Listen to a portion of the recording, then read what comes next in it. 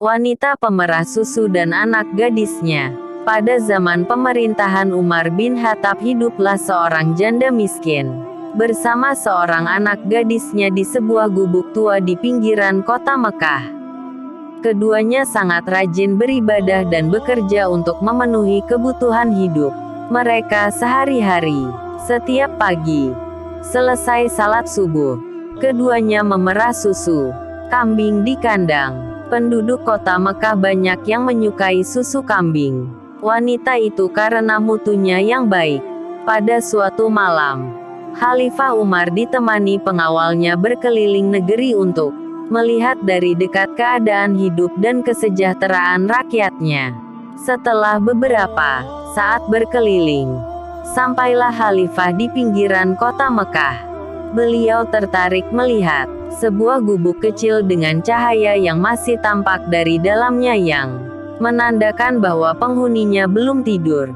Khalifah turun dari kudanya, lalu mendekati gubuk itu. Samar-samar telinganya mendengar percakapan seorang wanita dengan anaknya. "Anakku, malam ini kambing kita hanya mengeluarkan susu sedikit sekali. Ini tidak cukup untuk memenuhi permintaan pelanggan kita besok pagi," keluh wanita itu kepada anaknya dengan tersenyum. Anak gadisnya yang beranjak dewasa itu menghibur, "Ibu, tidak usah disesali. Inilah rezeki yang diberikan Allah kepada kita hari ini. Semoga besok kambing kita mengeluarkan susu yang lebih banyak lagi. Tapi aku khawatir para pelanggan kita tidak mau membeli susu kepada kita lagi. Bagaimana kalau susu itu kita campur air supaya kelihatan banyak?"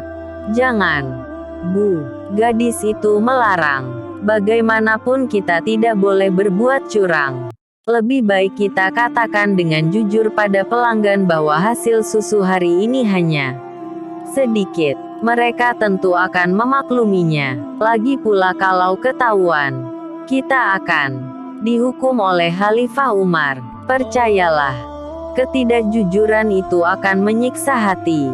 Dari luar gubuk itu, Khalifah Umar semakin penasaran ingin terus mendengar kelanjutan percakapan antara janda dan anak gadisnya itu. "Bagaimana mungkin Khalifah Umar tahu?" kata janda itu kepada anaknya.